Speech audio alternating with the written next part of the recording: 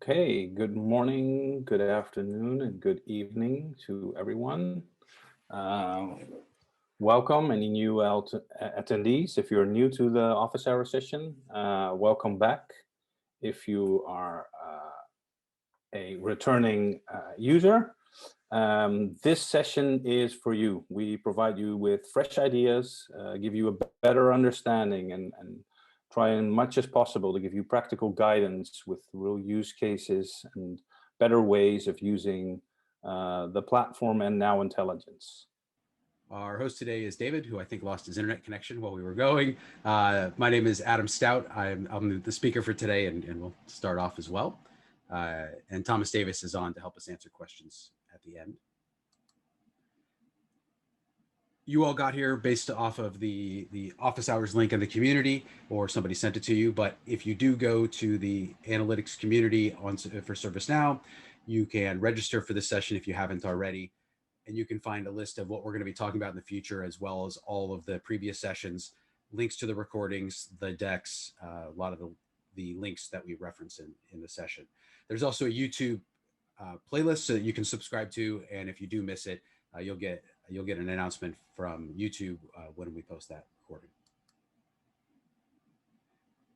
As we're going, we do talk about a lot of things in detail, but that doesn't make up for the training that's available in Now Learning. There's lots of great free self-paced training in Now Learning, including the Knowledge 20 Labs. The Knowledge 20 Labs, I have heard, are going to be retired at the end of the year. So if you haven't taken them, please take the opportunity to go take some of those labs. I believe we have 10 labs on performance analytics and reporting, plus many, many others. Lots of great stuff in there, hands-on experience that goes more in depth than we go in office hours, and covers all the basics that you need to have, both the training and the Knowledge 20 Labs. And speaking of the community, please, if you have questions, please post them in the community. We love to answer them. You don't have to wait every 2 weeks to see us or just to hear us on a recording. If you are posting something, though, please take a look at the top 10 tips for writing quality community questions. And this really should be titled "How to Get a Good Answer Quickly," because when you do these things, or most of these things, we're able to answer your questions very quickly. Other people are able to answer them.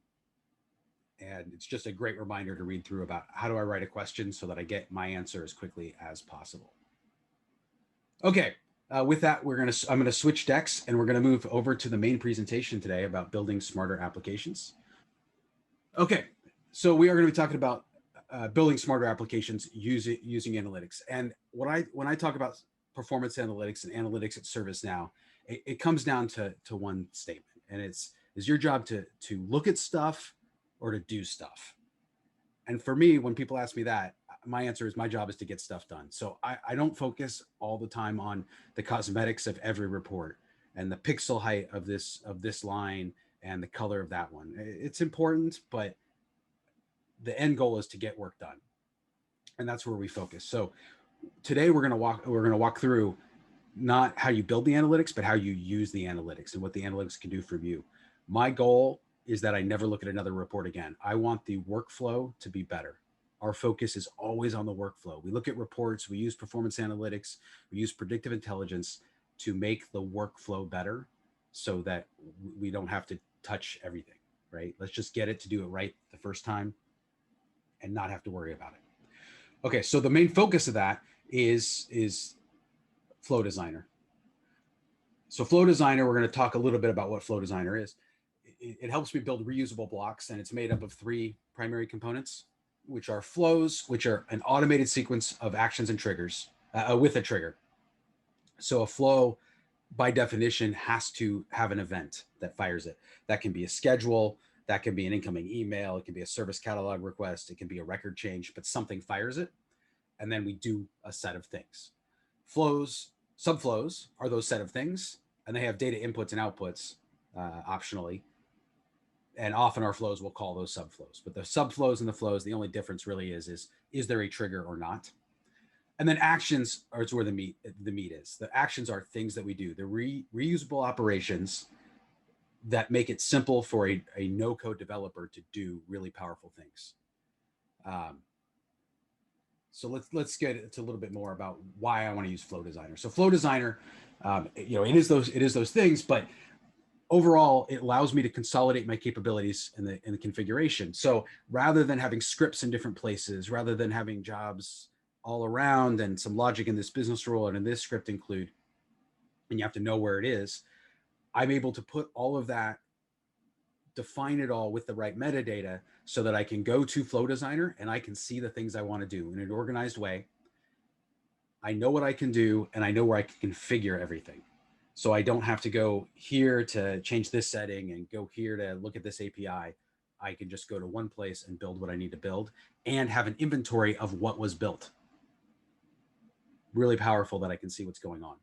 It promotes automation. So one of this is probably the biggest thing, is that I don't have to be a pro code developer to use Flow Designer. It's designed for no code development, low code if you want to.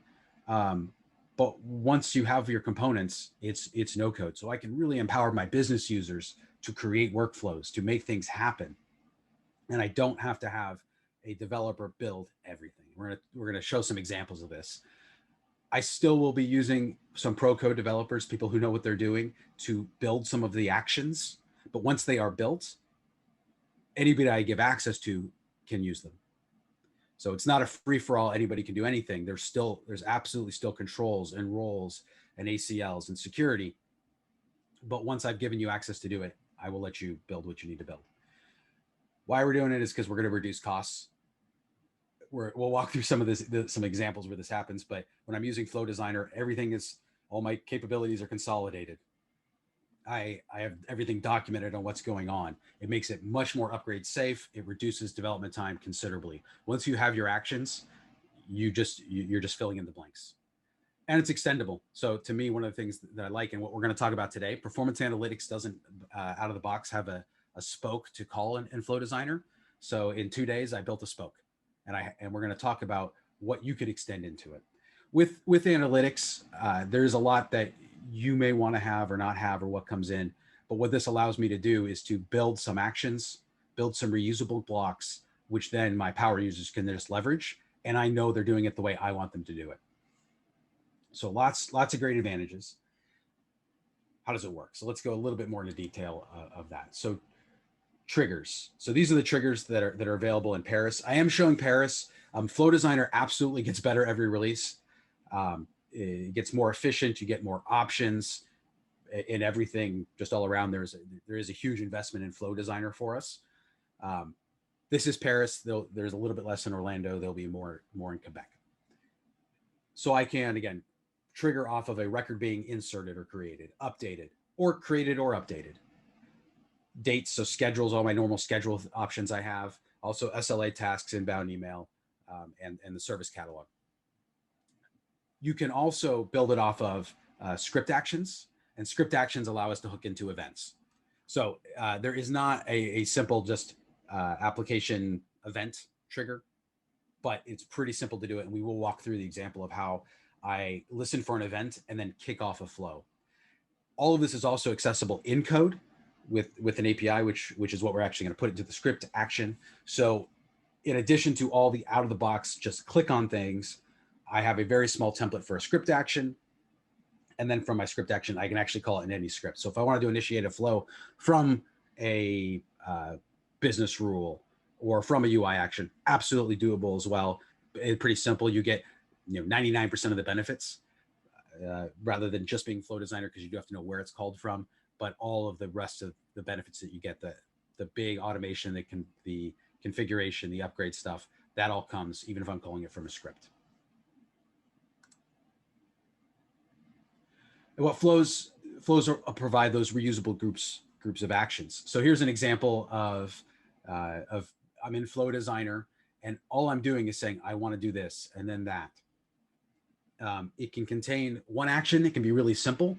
So some of the examples we'll go through for PA are pretty simple, but it can be very complex. It supports flow logic, ifs, else, loops.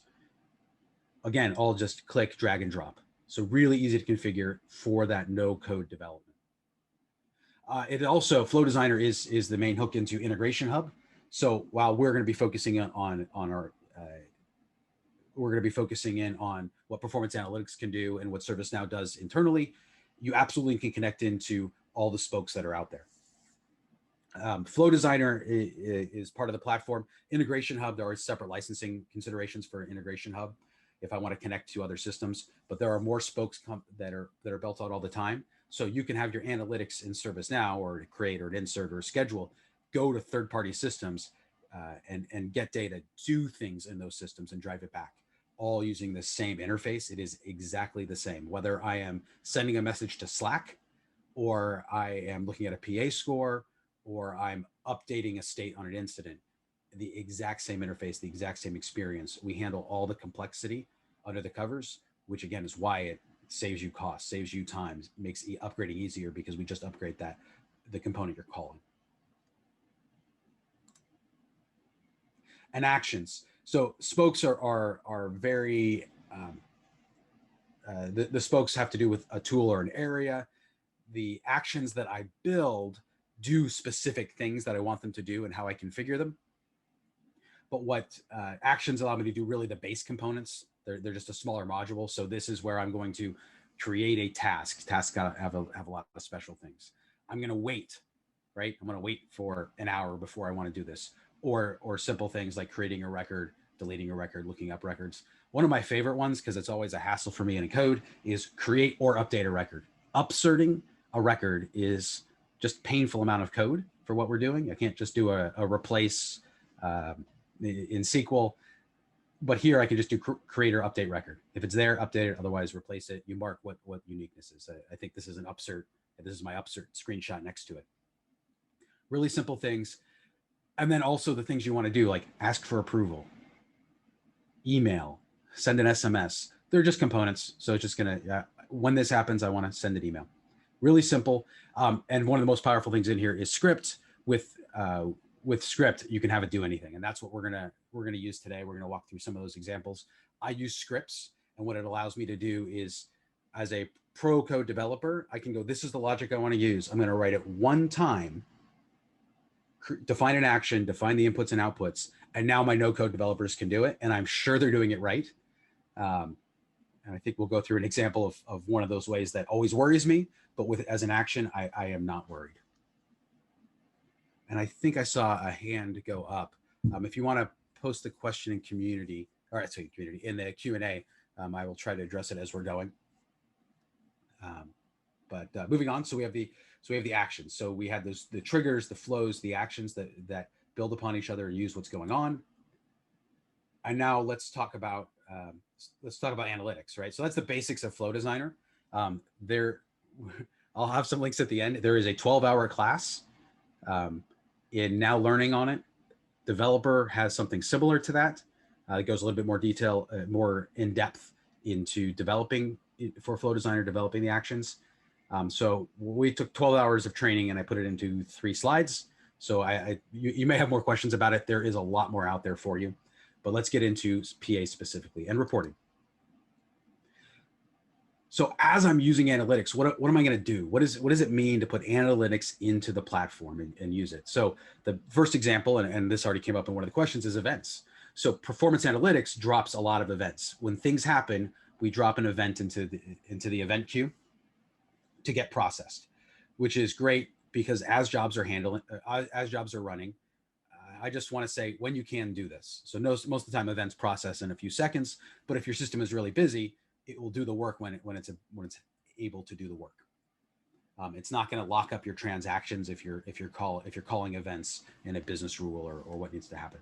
So here's an example. Very operationally, we have things like the job ended with error, job ended with warning, but we also have really interesting ones like threshold reached.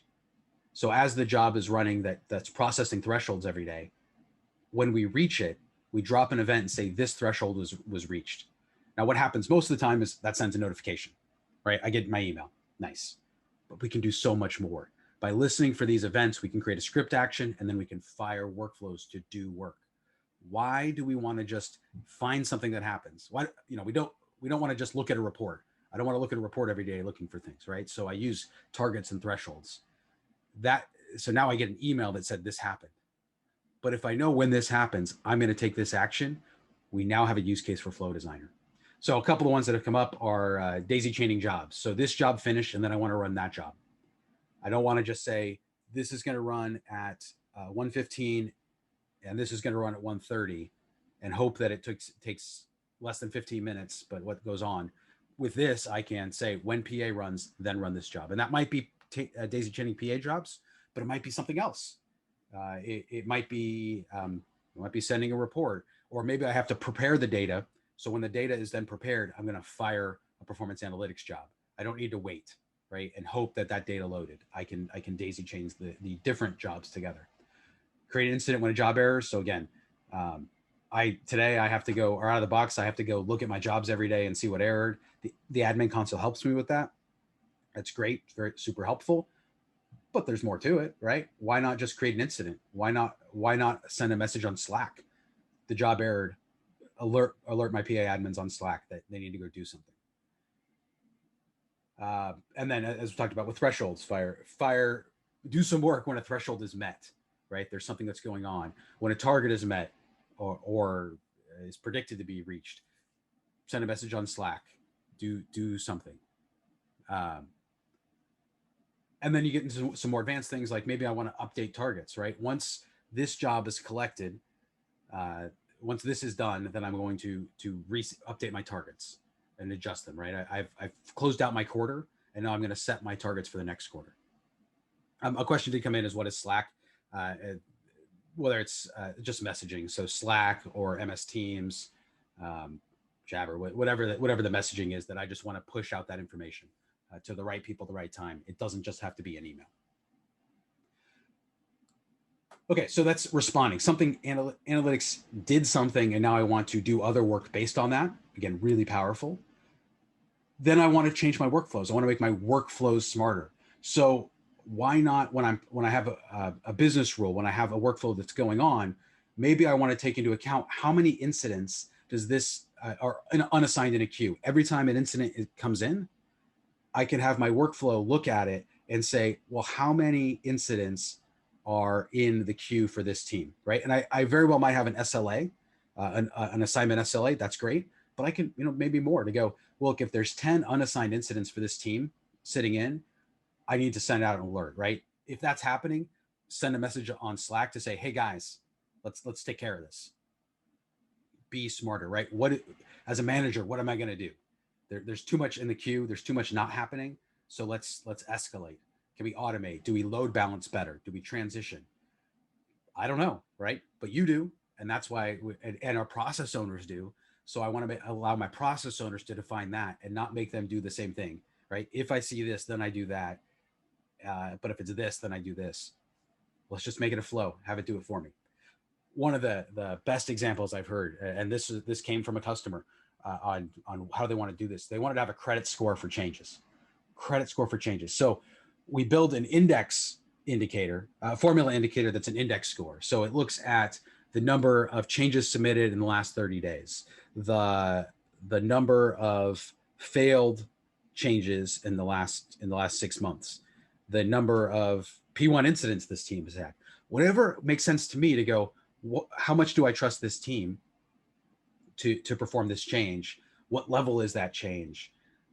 How many other changes are planned, right? Maybe if a team has done 10 changes in the last 30 days, every one of them has gone smoothly, and there's no other changes planned for this weekend, that's fine. We're good.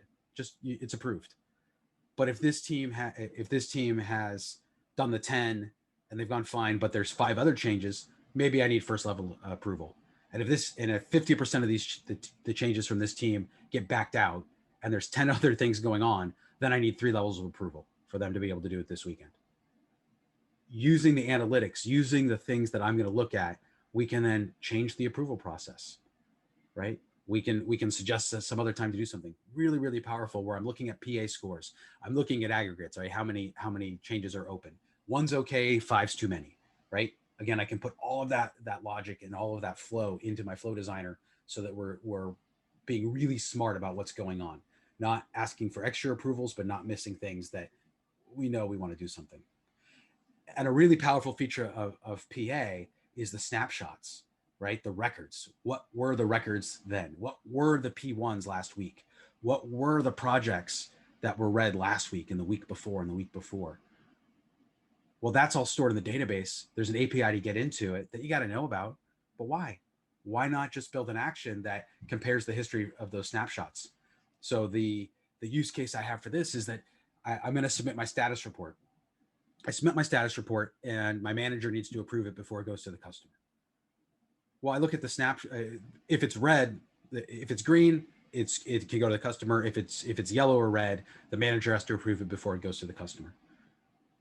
Well, but maybe if it was green, it's green this week, but it was red last week. Maybe I also want the manager to approve it, right? I can compare what it was last week and this week, or the week before, or yesterday, or last month. I have access to that. I have access to the delta. I always look at things like my red projects. If we're doing a weekly status report or a weekly status meeting, we're going through our portfolio of projects. I look at my red projects, but in those red projects, the first thing I'm going to look at is which ones are red this week that were also red last week, because those are the ones we need to talk about. After we talk about those, then we'll talk about the ones that were not red last week but are red this week. Those are certainly important as well. And then if we have time, we'll talk about the ones that were red last week and are green this week. Good job, guys. Right? Again, that data is available to you, and your workflows can be based off of that. Right? Can take different actions depending on what's changed, what it was, not just what it is. And what we're going for is smarter applications. And I'm focusing a lot on workflows, but even UI policies can be smart. So maybe my UI policy looks at the reassignment count on an incident. One of my favorites is the hot potato rule. Hot potato rule is once an incident has been reassigned 3 times, you can't change who's assigned to. You can't just hand it off, right? I know my customers, I get upset when things get handed back and back and back, and they just get handed off and handed off and handed off, and nobody owns it, right? So I'll put a hot potato rule. Third person who gets it, they own it,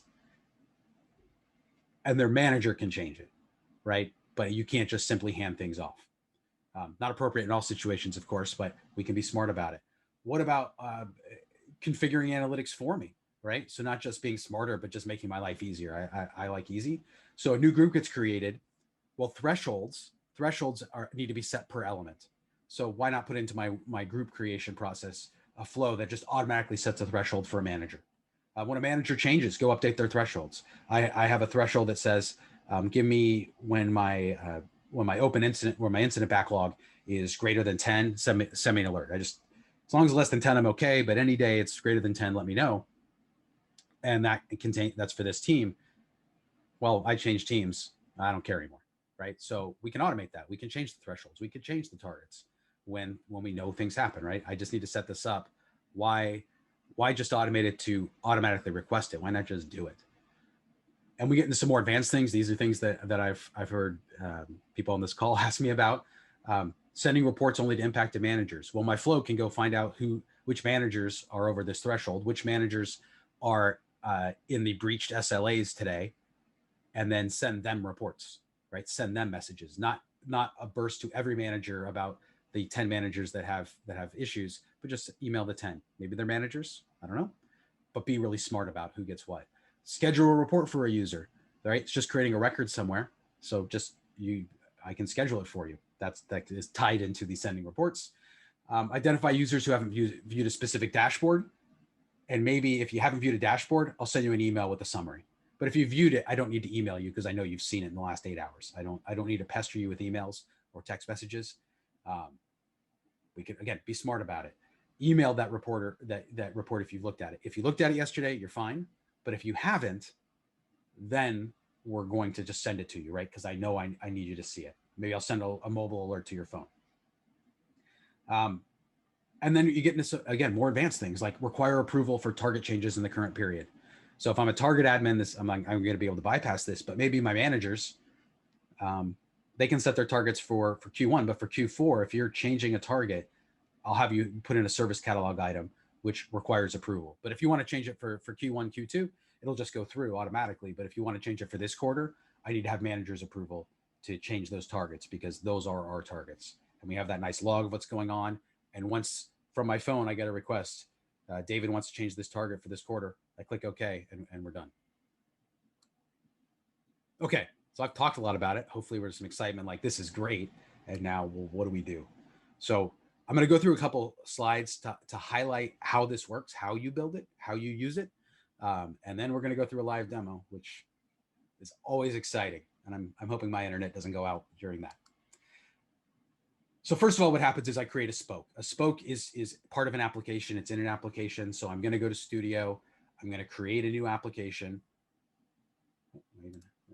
I'm going to go to Studio. I'm going to create a new application, give it a name that makes sense. In this case, I'm creating a generic performance analytics one, but maybe that's not appropriate. Maybe we want to have, my incident analytics spoke, because I have a lot of actions that go in there. As I was creating this, I have just a long list of kind of PA and reporting analytics. Maybe I'd want to do, maybe I want to be more specific. Maybe I don't. That's certainly a design decision up to you if you're going to create this spoke. So I go to Studio, create a spoke. This does require admin, at least on a subprod, to do this. You definitely want to do this on a subprod. Once I have my spoke created, I'm going to create actions. So the spoke is the application is the container, which ties to my spoke. These are actions that I've created. So get an indicator score, get the snapshot IDs, right? Which records were in red last week. The deltas. So the delta, we see it in Analytics Hub, we see it in the Workbench. You can use it too. Again, what changed? Which records were in A and not in B? Which ones left B, are in A, not B, in B, not A, are the same.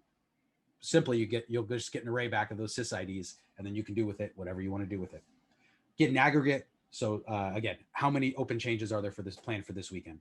I can just send that query. It gives me back a number. Get the records with an aggregate. How many groups have more than 5 unassigned incidents in their queue? I'll get the list back of those groups, and then I can send emails to those managers. Really powerful, really easy. Targets and thresholds. Create a target, set a target, upsert a threshold, upsert a target. Again, just very operational, inserting records where they need to go. But now I can do that automatically, maybe when the group is created, maybe when a manager changes, or with approvals, right? For that to happen, I want approvals. Easy to automate that stuff. Execute jobs, get events. So an event has data in a very specific way that you need to know how to do it. I don't want to remember how to do it. So I just have, I'm going to give you an event. You just give me the data collector. Give me the job that finished it, because then I'll say, well, if it was this job, then I want you to do this. If it's not, I don't care. Give me the indicators that were processed in the data collector. Because when this indicator is updated, I want to go reset these targets. I want to go fire spotlight. I want to go take action based on what's there. So all these are things that I came up with. There could be more, right? What do you want to do? These were pretty robust ones. And a question came up about targets for real time. So targets are set to PA, so they're set to the data collection job, or to the collection job. I believe the real time ones, they're not constantly evaluating targets. When the job runs, we reevaluate targets.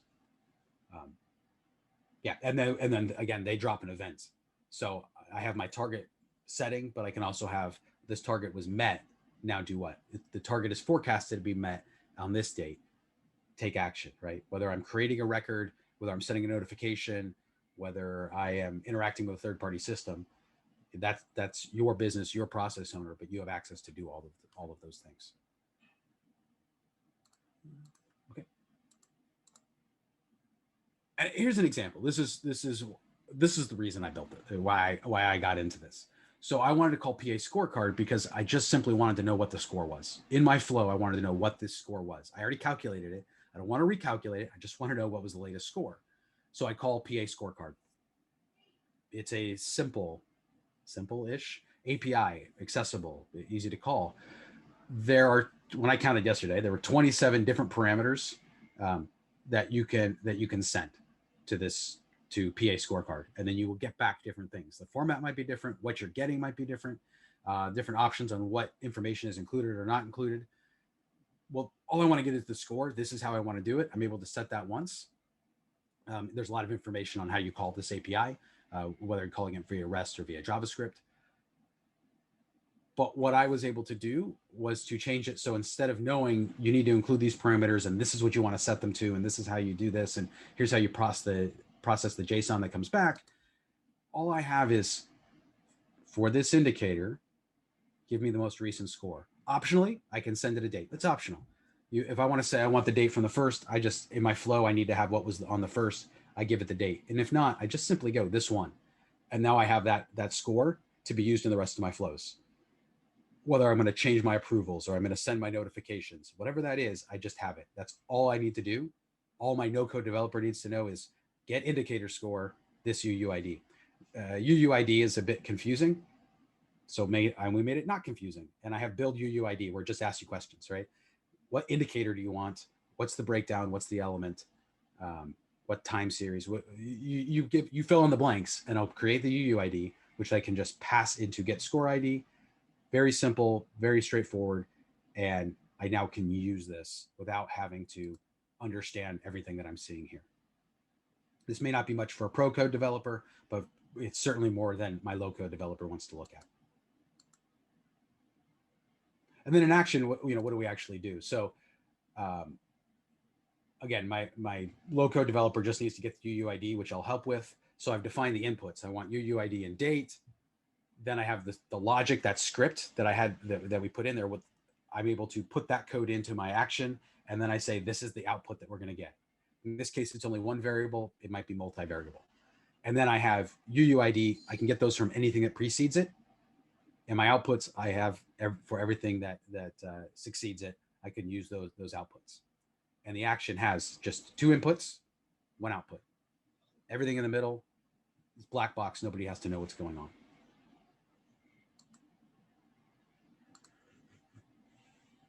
And script actions. So if I want to call that in response to something that's happening, I absolutely can do that. So I'm going to define a script action. And my script action, all it does is say, I want to get this value from my event, the instance. What event is it talking about? So when my PA job data collector ended okay, get the job log ID, get this one value, which I have access to, and then call this flow with the inputs. Super simple. It's actually 2 line. You could do it in 1 line of code. I have a try in case something doesn't work right. Script actions, there's more documentation on that, but I'm just saying, okay, I'm done, do something. And then the rest of it goes in my flow. So this is very unlikely to break. This is easy to upgrade. Not a lot of development in here. I just have to paste it. One note, and we'll talk about it a little bit later as well. Script actions do need to be in the right scope. So my script action, if I'm messing with a lot of scopes, even if my flow is accessible, the events are tied to scopes so that there's not some cross contamination. So I might have to create my script action in the appropriate scope that's calling it, that that event is in, but then it can call my flow that's in a different scope. But very easy to fire off of events. And the actions can have multiple steps. So I want to make these as simple as possible. So when I get into my action that I'm defining, again, this is still my pro code, but all I'm doing, this is the logic for the one we called, is that I want to get the job log. So I sent the instance. So for my input variables, I have event instance. I just put event instance in here. I click on my browser and it gives me a list of all my variables, or I can drag and drop it in. And then to get indicators, I take the result from this. This is just a lookup record. And then if that's missing, then when that returns back, I just put that in my next lookup record so that my no-code developer doesn't have to know, well, this references this, which references that, or this is a string, but it's a sys ID that's in this table. All of that complexity just goes. It's gone. And it's just, give me what this says, and then give me the answer that I want, right? And I bundled it up for very specific, this type of event. This is what you want to get out of it. I will handle that processing. It's actually very simple. This is in the low-code development space. You just have to know what you're looking for. And again, here I'm using it. So I took my job log, and then I take the result from step, get job log record, job, where the job is that, right? Again, I'm connecting the dots. I'm pulling things out. I have all the variables along the way. Lots of great stuff coming in. And as the note about the global scopes, so jobs, if I'm firing jobs, jobs have protections that a script include in one scope, or a scope cannot call a job in a different scope. That's just a hard barrier with scoping. So one of the things I have to do is create a script include. Effectively, I created a script include in the scope where the job is. so that my flow calls a function in that script include, which allows me to execute the job. So just be aware there are a few things where the scope fencing exists, and you'll have to do something in that scope to allow access into it, right? Which makes sense. We want the security to be there. If you don't, we don't want you to be able to create one scope app and mess with everything else. That's the point of scopes. So there are cases where you need to go in and effectively let the owning scope, whether it's global or HR, CSM, that's going to give you access so that your spoke, your actions can call those things. All right. So now we are going to get into a quick demo. So I'm going to change to my browser.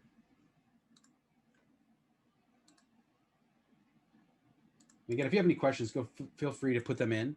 And if you're curious about how something works, we can pull that one up. I'm not going to go through all of the different options that we have, but we will go through a couple of specific use cases to give you an idea of what it takes to build this and how do we use it. Okay, so we're going to share.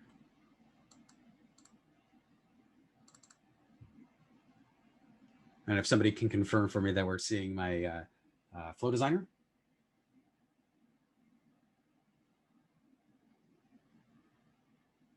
Yes, Adam, I'm sorry. All right, thank you very much. Sorry, I'm just trying to get to it. Okay, so let's go through. So I go into Flow Designer, and in Flow Designer, what I get is a list of all the flows that are available. Again, all the flows, lots of stuff available out of box. You'll see more and more of these that come out. My flows, my subflows, my actions, my executions. All right, so let's go into. I'm going to go into one of my flows. So I'm going to go into example flow. So I'm going to open up my example flow. And this is, I think we saw this one before. I have my build UUID and my get indicator score. So as a low code developer, I've already chosen to do this, but we can actually build this at the same time that we're going to do it. I'm going to come in. I have my build UUID. I'm going to add another step to this, which is an action. And I want to go to performance analytics, and I want to get score. So I'm going to get my score. And what UUID do I want? We're going to go to the call before this, build UUID, and select that. I don't have any inputs for this flow, so I don't have anything else available to me. But otherwise, I would see the inputs and outputs for each of the steps. And date, I don't care. I want the most recent one. The way that it works, the way that this is coded is that if I get a recent one, I have it.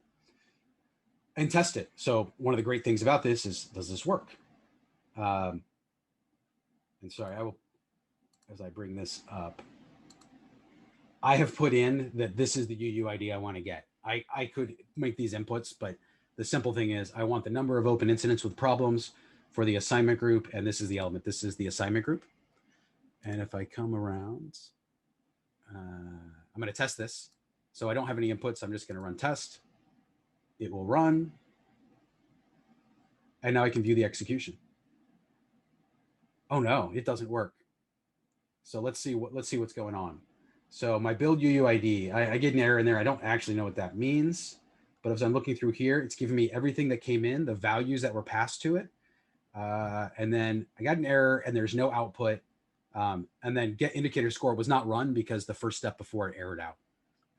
That's probably not good. So let's look. We're going to cancel my test.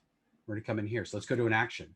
So what errored out was build UUID. So I'm going to go to build UUID. And here I have all of my inputs defined. I have what type they are, the references strings. Is it mandatory?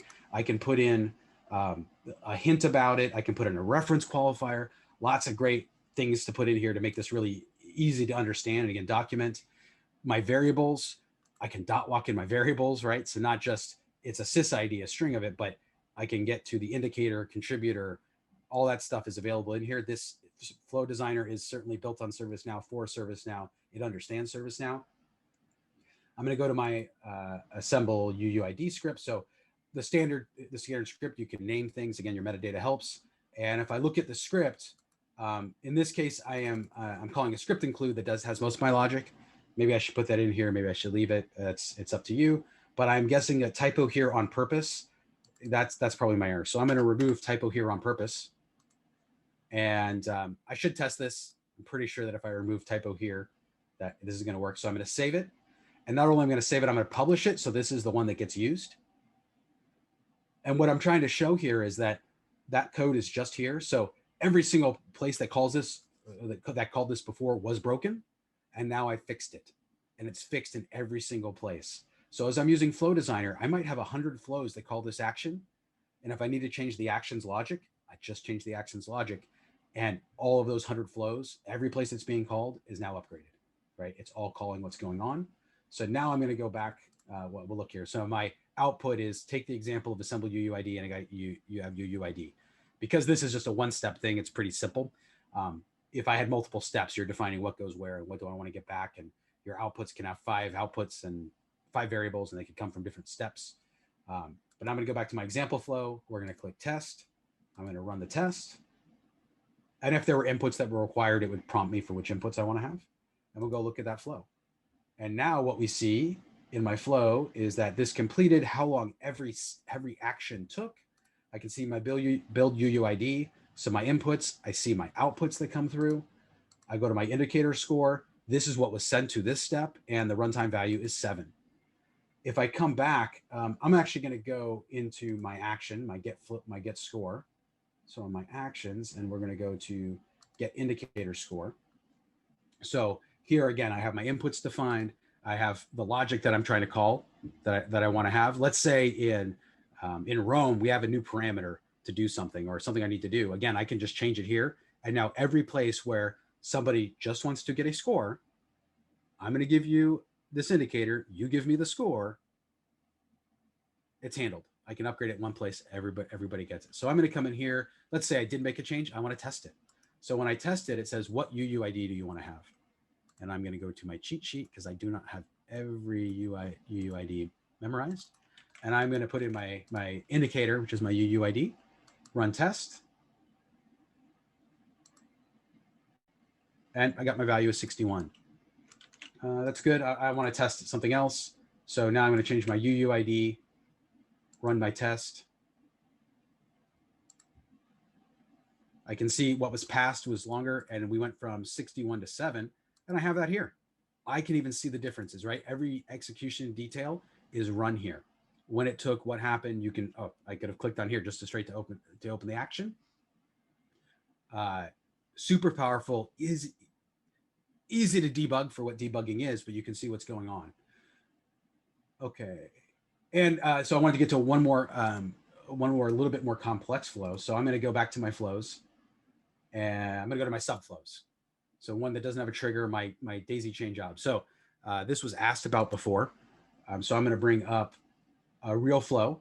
So I'm going to give it an instance, a job that's running. So in this case, it needs to have the instance from a job log. This is expecting an event to be run.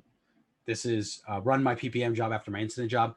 I don't know that I would normally do this, but this could be anything you want, right? I want to do something after a job runs, after a specific job runs, after when an indicator's done, processed, I want to do something else. But in this case, I am getting a data collector from event. So what I'm trying to do is just say, this is the instance from the event log. This is exactly what my script action is going to call. Very standard, very simple. Once I have that, if I have my flow logic, if that job is this sysid, because again, I'm putting in a very specific, I only want this to happen when this happens. If this happens, and perhaps I can make that more dynamic and have a lookup table or do something, but this is pretty simple. If this job ran, then I want you to execute this job.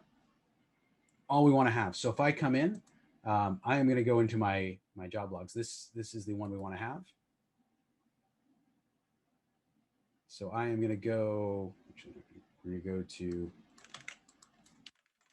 my data collector.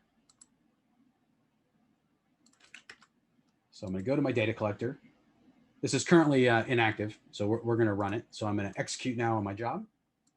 I'm going to go to my job logs. And so that job is running. And while that's running, it's going to take a few seconds.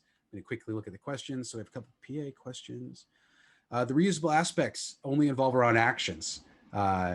No, they flows, actions, subflows, absolutely are all reusable.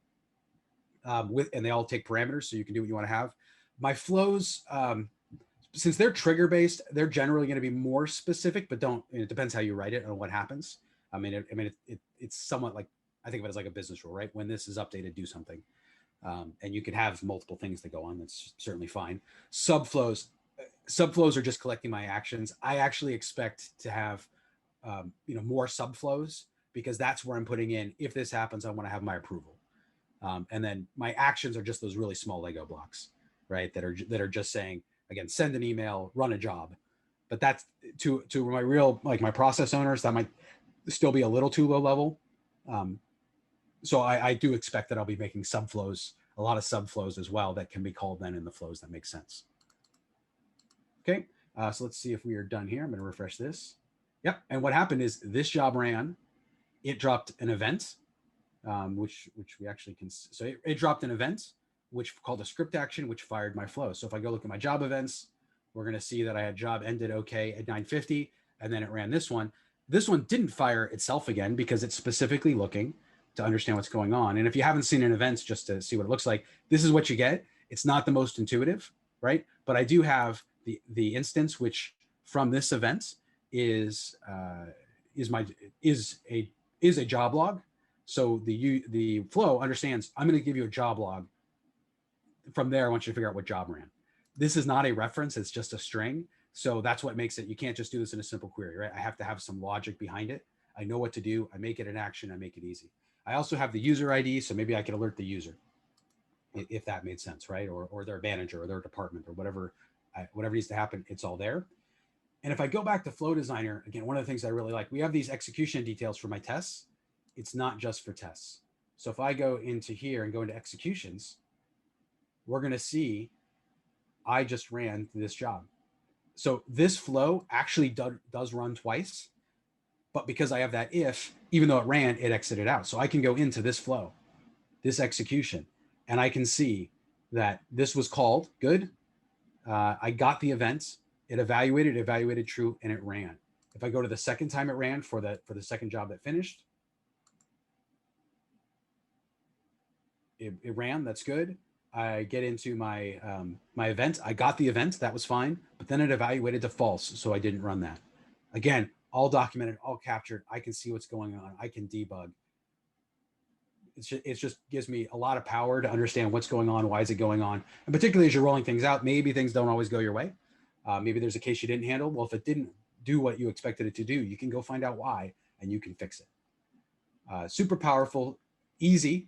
Right. And if you're capable of writing an action, if you are a pro developer, what this allows you to do is extend this out to all your process owners, right? Not to every user, but to your process owners. Just like we have power users, I want people to understand how to use Flow Designer, but they can come through.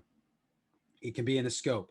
It's in a scope. It can be in an update set. It can be in an app. So we can still have all our change controls that go through. Again, I have my changes. I have to publish things.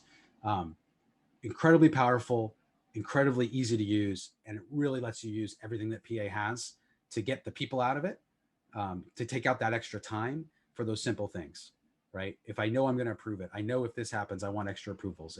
If I see this, I want to tell these people, just automate it, use a workflow. Okay, so that is the end of my demo, and I want to bring up one more slide to talk about.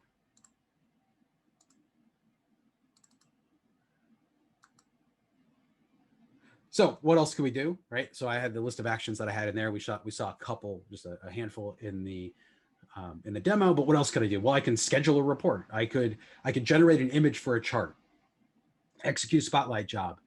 When we talked about adding targets, what about adding users, removing users to a dashboard, or reports in a widget to a dashboard? Some of these are more complex, but they're absolutely doable. What about restoring and archiving a report, right? I have a job that runs once a month. And in Flow Designer, it looks at it. If it is my CIO's, I don't touch it. But if it's not, I can archive it. If it's something that hasn't been viewed and the user doesn't work here anymore, but it's still shared to a group, maybe I can take it out, right? Archive it, restore it. I can just build some flows to do that. Take action on KPI signals. So there's events here. There are more events being added in every release as well. So you want to take attention to that, right? But if I look for something and go, I want to know when this happens, it's probably going to be an event. Or it could just simply be that the record changed. When the job log, I'm firing that off of event of okay, error, but I could also just look at when the job goes to completed, completing with error, when a job log record happens, fire the event. I think I'd end up with the same thing. The event becomes a little bit more asynchronous, so there's always some discussion about what you want to have, but lots of ways to figure out what's going on. And again, if I know when this happens, I want to do this. You've just described a flow designer use case. Additional training, I brought this up before. So we have all the normal PA stuff, but great training in Now Learning, like everything. This is a 12-hour course, and it will take you from, I don't know what any of this is, to being able to use it. So it spends 4 hours building a flow, building a subflow, building an action. You get an instance. So you really you get hands-on experience doing this. I'd highly recommend going through this, breaking it apart over maybe a week. Get some hands-on feeling. If you already know some of it, you can certainly go faster through it. But if you have no idea what Flow Designer is, in 12 hours, you'll be a pretty powerful, you'll be able to use it. I don't know that you'll be able to code, build your own actions, but you'll certainly be able to use those actions. Great training available for you. Developer, if you are looking for more of a advanced view of it, Developer has got a training path as well. It'll get you started with Flow Designer, but again, if you have a lot of experience developing, this might be the best path for you. This one, you don't get a lab instance, but it's designed to be done on a PDI, on a personal developer instances, which are free. You can go sign up for those. The labs do expire after a week or two. The PDI, as long as you're using it, you get to keep it. Okay, so now we're going to get to your questions. And I apparently talk too much because we don't have so much time for that, and I apologize. Yeah, Adam, there are two that are directly related to the demo today, and the other ones are not. So I don't know if you want to hit those two. And I've already reached out to Wei, I believe is how you say his name, so he might need to present those in the community, those questions in the community. Okay, so let's get to Jose as I see those. So the first question, which is, I probably need to send you a check because I really appreciate this one. Process Automation Designer. So Process Automation Designer is a new functionality in Paris and is getting improved that sits on top of Flow Designer in workspaces. It absolutely is going to complement this. So Process Automation Designer is really where your process owners live, right? It's a step up. So we went from writing code and writing actions in a program developer to a no code developer in Flow Designer to just a process owner where I don't want to think about what I'm doing. If this happens, I want this. I want these to be required here. And then I want you to fill out these very high level flows that are very record specific. Process Automation Designer sits on that. So in the stack, I'm going to build actions that allow me to interact at a very low level. I'm going to build subflows that do very common blocks and flows on those. And then my Process Automation Designer will sit on top of that, very specific to to the case or to the case, to the incident, to the problem, and then allow me to just drag and drop and call those flows. They're designed to complement each other extraordinarily well. And different people with different expertises and different expectations will kind of sit in different areas. Or if you know what you're doing, you might go all the way through the stack from top to bottom. But they are meant to layer on top of each other. So this, what we talk about today is how you're going to get analytics into Process Automation Designer. And the next question, is there a way to identify the flows or subflows leveraging reusable actions to understand the scope of impact of action modification, or what could it impact? So I want to change my action. What's going on? I actually don't know that off the top of my head. And I'm not sure if that's covered in the training or not. I'm sure that it is because we store an amazing amount of metadata, but I do not know. I don't know exactly where it shows you that. I'm sure that it is possible, but I don't know, and I will have to look up how we do that. And if for some reason there's not a way to do it, I'm sure we'll solve that, because Flow Designer is replacing workflows. Workflows still exist and they're still supported and they're still used, but workflows are just much easier to use, much easier to maintain. A lot of the benefits from that. Some things we couldn't fix in workflows, we're all in on Flow Designer. And so I would expect that whatever tools we want to have, we'll get in there. And again, I know in Paris, lots of improvements to Flow Designer. In Quebec, there will be lots of improvements. I don't expect this to slow down. Okay, so again, this will be posted later today with the deck and what goes on. Next week, in 2 weeks, our next session, we're going to talk about Spotlight, something we've talked about before, but we're going to make sure everybody has a chance to see this again. How do you use Spotlight? What can I get from it? How do I get it going, and why should I be using it? So we'll be talking about that in 2 weeks. This session came up from a bunch of questions that came up from you. So please ask us in the community, send us a message here if you'd like. There is a post in the community specifically to gather what you'd like us to talk about. So, please update that with what you'd like us to see, what you'd like to see. You have questions, post them in the community. I love screenshots. It really helps. Catch up on the previous office hours. Those are all available. If we don't do something, submit it in the idea portal, right? Ask question. And if the answer is no, you can't do it, well, make sure you go, yeah, well, this is important. I'd like to do it. Post that in the idea portal. And again, training, lots of stuff out there. I guarantee you nobody's done it all. If you have done it all, let me know, and we'll find some more training for you. But lots of great training, gets updated every release. All the Paris stuff is out. Go have at it. All right. Thank you very much. We look forward to seeing you in 2 weeks.